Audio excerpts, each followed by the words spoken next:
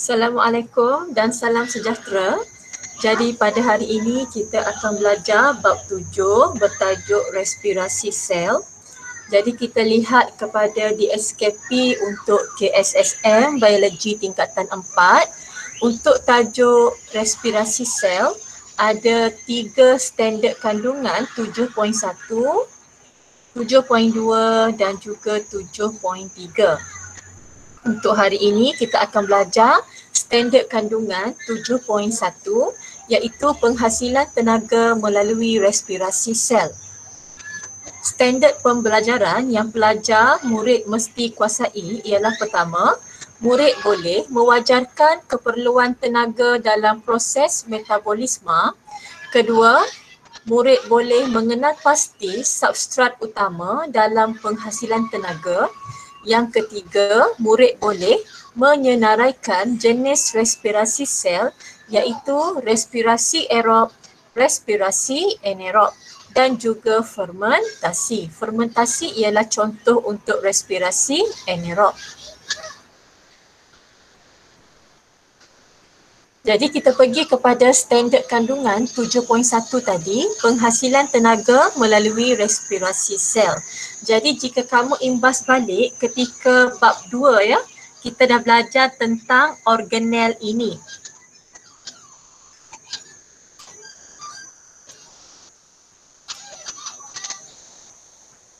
Okay, ya, ini adalah organel yang mana namanya adalah mitokondria.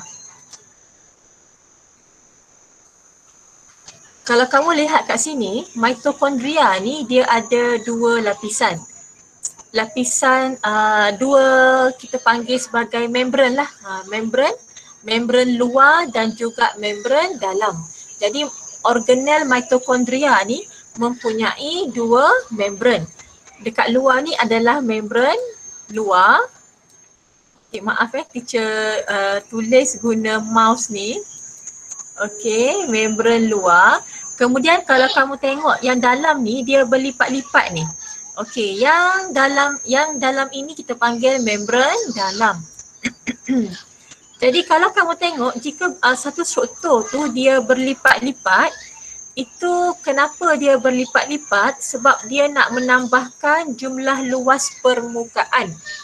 Jadi kita tahu mitokondria ni adalah tapak penjanaan tenaga. So dia menjana tenaga. Jadi bila ada membran dalam yang berlipat, ia akan menambahkan jumlah luas permukaan. Jadi ini akan meningkatkan kadar penjanaan tenaga. Lebih tenaga akan dijana. Okey. Jadi dalam bab 5, okey ini bab 7 Okey, dalam bab 5 yang lepas, kita dah belajar ada dua jenis tindak balas metabolisme iaitu anabolisma dan katabolisma. Kalau ana ni jana lah. Kalau katabolisma ni kita uraikan kan, kita pecahkan kan. Okey, jadi kedua-dua anabolisma dan katabolisma ni, kedua-dua jenis tindak balas ini melibatkan tenaga. Yang mana satu tu dia membebaskan tenaga, satu lagi dia menggunakan tenaga. Jadi untuk proses katabolisme, ia membebaskan tenaga. Manakala untuk proses anabolisme, ia menggunakan tenaga. Jadi contoh seperti kita nak membuat pembentukan protein. Bila kita nak buat pembentukan protein ni, ini adalah proses kita nak jana kan, daripada ringkas kepada yang lebih kompleks. Jadi ini adalah proses anabolisme. Jadi anabolisme ni dia akan menggunakan tenaga. Jadi kalau tak ada tenaga, tanpa tenaga, tenaga ni tiada, maka pembentukan protein tidak akan berlaku. Jadi kepentingan pembentukan protein ni adalah bahan asas otot. Jadi protein ni pentinglah untuk kita bina otot. Jadi dalam penghasilan tenaga, apakah bahan mentah utama yang kita gunakan? Jadi bahan mentah tu kita panggil sebagai substrat. Apa tadi substrat? bahan mentah. Apa bahan yang kita perlukan untuk menghasilkan tenaga? Jadi substrat utama untuk menghasilkan tenaga ialah glukosa. Okey. Teacher ulang lagi sekali, substrat utama dalam penghasilan tenaga ialah glukosa. Baiklah.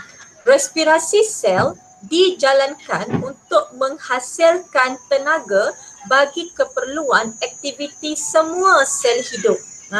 Kenapa kita perlukan tenaga? Antaranya kita dah belajar kan mitosis sebelum ni, bab 6 kan. Untuk sel itu menjalani mitosis, dia perlukan tenaga. Kan kita dah belajar kan? Ada pengumpulan tenaga ketika interfasa kan. Persiapan sel ni sebelum dia bermitosis. Jadi untuk bermitosis, sel perlukan tenaga yang banyak lah. Okey, kemudian apa lagi? Nanti kita akan belajar dalam pergerakan selepas dalam bab selepas ini yang mana untuk pengecutan otot. Untuk membolehkan otot kita ni mengecut mengendur, mengecutlah. Jadi perlukan juga tenaga. Okey.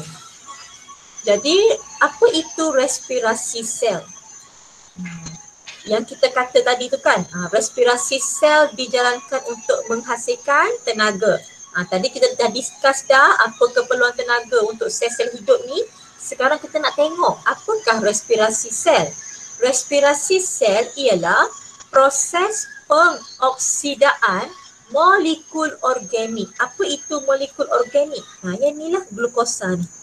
Okey, respirasi sel ialah proses pengoksidaan molekul organik melalui beberapa peringkat bagi membebaskan tenaga. Jadi substrat utama bagi respirasi sel ialah glukosa.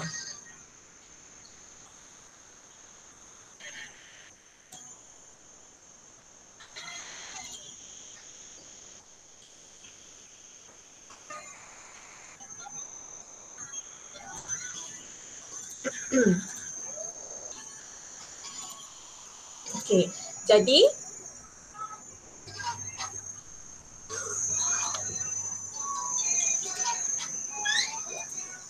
tenaga kimia yang terdapat di dalam glukosa dibebaskan untuk menghasilkan tenaga yang diperlukan oleh sel. Jadi kita ulang balik tadi, apakah tadi respirasi sel?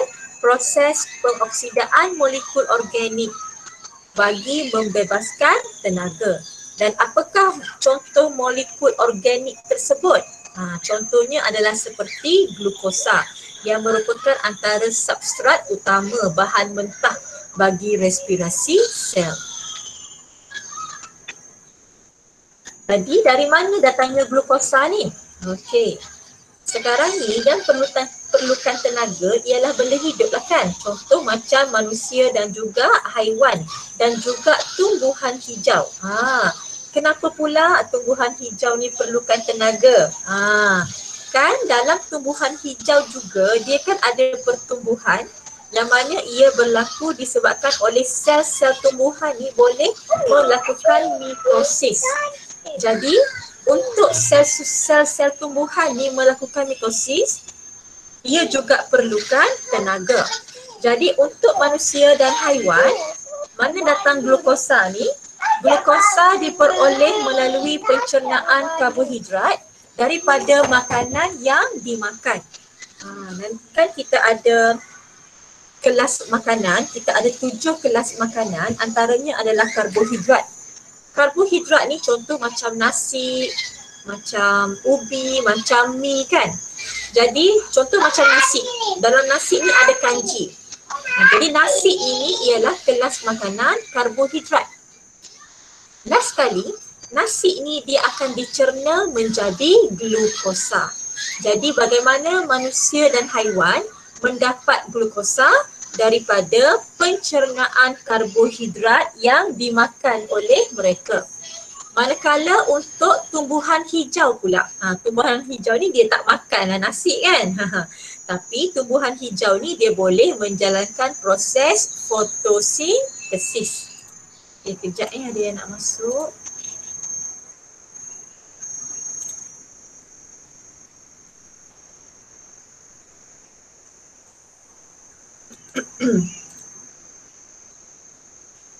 Okey, tumbuhan hijau bagaimana ia mendapatkan glukosa dengan menjalankan proses fotosintesis. Jadi dalam proses fotosintesis ni, tumbuhan hijau akan dapat menghasilkan glukosa. Sebab itulah kita katakan tumbuhan hijau ni dia buat makanan dia sendiri. Yang mana dia boleh menghasilkan glukosa apabila ia menjalankan proses fotosintesis. Di mana dalam proses fotosintesis, tenaga cahaya akan diperangkap oleh pigmen klorofil dalam kloroplas bagi menghasilkan glukosa. Okey, jelas bagaimana manusia dan haiwan mendapatkan glukosa? Kalau manusia dan haiwan mendapatkan glukosa daripada pencernaan karbohidrat daripada makanan yang dimakan. Kalau tumbuhan hijau pula, bagaimana dia mendapatkan glukosa? Daripada menjalankan proses fotosintesis, maka ia dapat menghasilkan glukosa dengan menggunakan tenaga cahaya yang diperangkap oleh klorofil. Nanti kita akan belajar untuk fotosintesis. Ada dua jenis respirasi sel. Pertama, respirasi aerob. Yang kedua, respirasi anaerob. Ada berapa jenis respirasi sel? Ada dua. Satu, respirasi aerob. Dua, respirasi anaerob. Jangan lupa tulis respirasi. Respirasi aerob dan respirasi anaerob. Apa beza dia? Satu berlaku dengan kehadiran oksigen, lagi satu berlaku tanpa kehadiran oksigen ataupun dalam keadaan kekurangan oksigen. Apabila oksigen mencukupi, maka sel itu akan melakukan respirasi aerob, iaitu berlaku dalam kehadiran oksigen. Jika oksigen kurang ataupun tiada, maka sel itu ada setengah sel dia boleh menjalankan respirasi secara anaerob, iaitu berlaku tanpa kehadiran oksigen ataupun kekurangan oksigen. Jadi ada satu lagi yang kita akan belajar dengan lebih meluas, iaitu fermentasi. Fermentasi ni ialah contoh dalam respirasi anaerob. So fermentasi ialah laluan alternatif untuk mendapatkan tenaga. Dalam fermentasi, proses penguraian glukosa tidak berlaku dengan lengkap dalam keadaan oksigen terhad atau tanpa oksigen. Jadi kalau dengan kehadiran oksigen namanya respirasi aerob. Kalau dalam keadaan kekurangan oksigen atau tiada oksigen, maka ia adalah respirasi anaerob. Apa tamin ni? Okeylah, okey. Kenapa ni? Kenapa ni? Okeylah, ambil kali.